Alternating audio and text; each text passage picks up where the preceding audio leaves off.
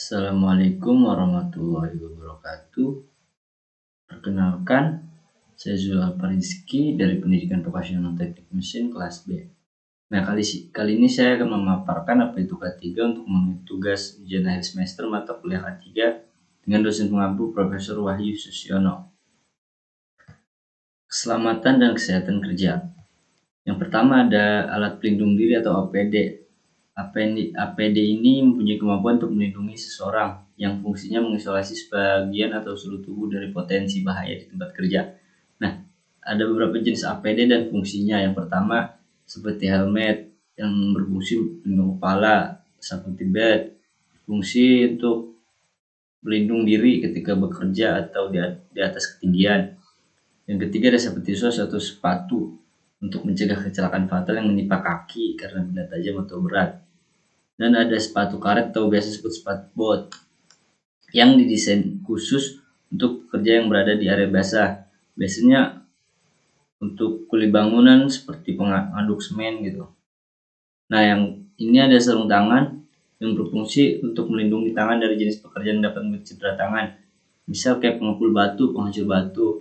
Ada masker yang berfungsi menyaring udara yang dihirup saat bekerja di tempat berdebu. Ada jas hujan melindungi dari percikan air. Kacamata pengaman jadi untuk melindungi mata ketika kerja, misal sedang mengelas.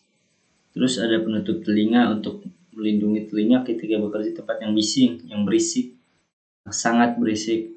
Ada face shield atau pelindung muka, yaitu sebagai pelindung wajah yang menjaga dari percikan benda asing saat bekerja, misal saat menggurinda. Ada pelampung.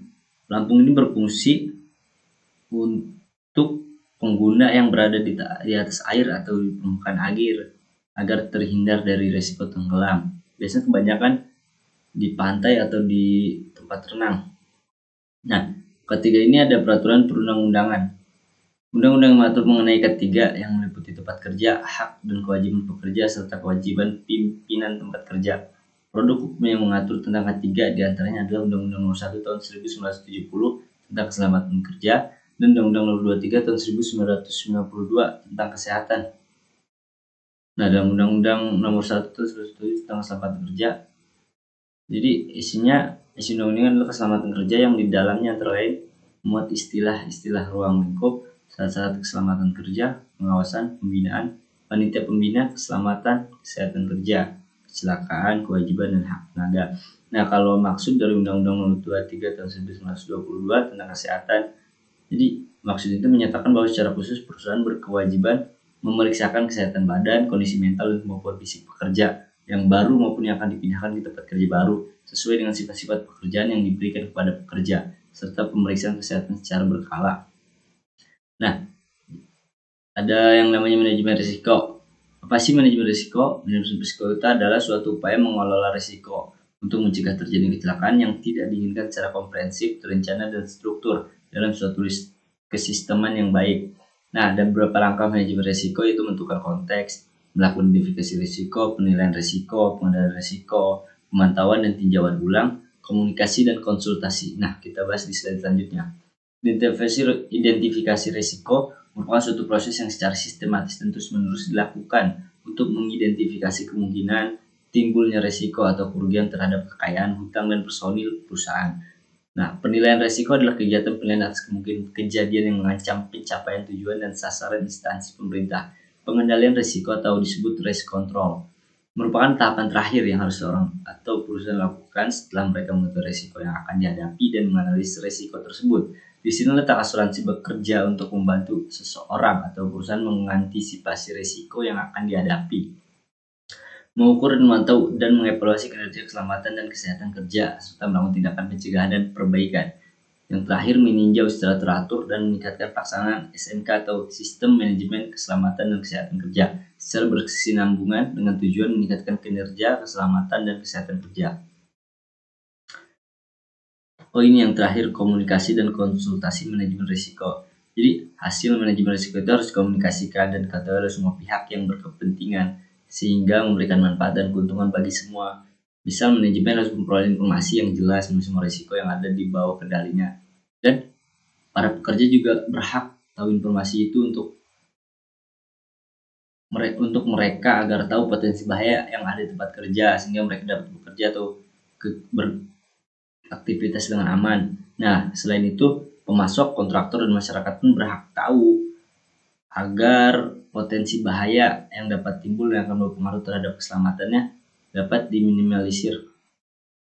Nah, dengan mengetahui dan memahami semua risiko yang ada di lingkungannya, maka semua pihak akan dapat bertindak hati-hati supaya pencegahan pelacakan akan dilakukan dengan efektif. Nah, selanjutnya ada model penerapan sistem manajemen keselamatan kesehatan kerja. SMK 3 ini merupakan sistem perlindungan bagi tenaga kerja dan jasa konstruksi untuk meminimalisir dan menghindarkan diri dari risiko kerugian moral maupun material, kehilangan jam kerja maupun keselamatan manusia dan lingkungan sekitarnya yang dapat meningkatkan kerja yang efektif dan efisien. Nah, SMK 3 itu sistem manajemen keselamatan kesehatan kerja diatur dalam peraturan Menteri Tenaga Kerja nomor peraturan 5 Menteri tahun 1996. Nah, ada beberapa model prinsip. Yang pertama, komitmen dan kebijakan. Yang kedua, perencanaan SMK 3. Yang ketiga, penerapan SMK 3. Dan 4, pengukuran dan evaluasi. Dan yang terakhir, peninjauan ulang dan peningkatan oleh manajemen. Nah, manfaat sistem manajemen keselamatan kesehatan kerja ini bagi perusahaan bertarwaka tahun 2008 adalah: yang pertama, pihak manajemen dapat mengutik keselamatan kelemahan unsur sistem operasional sebelum timbul gangguan operasional, kecelakaan, insiden, dan kerugian-kerugian lainnya.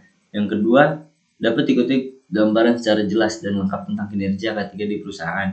Yang ketiga, dapat meningkatkan penggunaan terhadap peraturan perundangan bidang K3. Yang keempat, dapat meningkatkan pengetahuan, keterampilan, dan kesadaran tentang K3 khususnya bagi karyawan yang terlibat dalam pelaksanaan audit. Dan yang terakhir, dapat meningkatkan produktivitas kerja. Nah, penerapan kebijakan K3 secara efektif dengan mengembangkan kemampuan dan mekanisme pendukung yang diperlukan untuk mencapai kebijakan, tujuan, dan sasaran K3.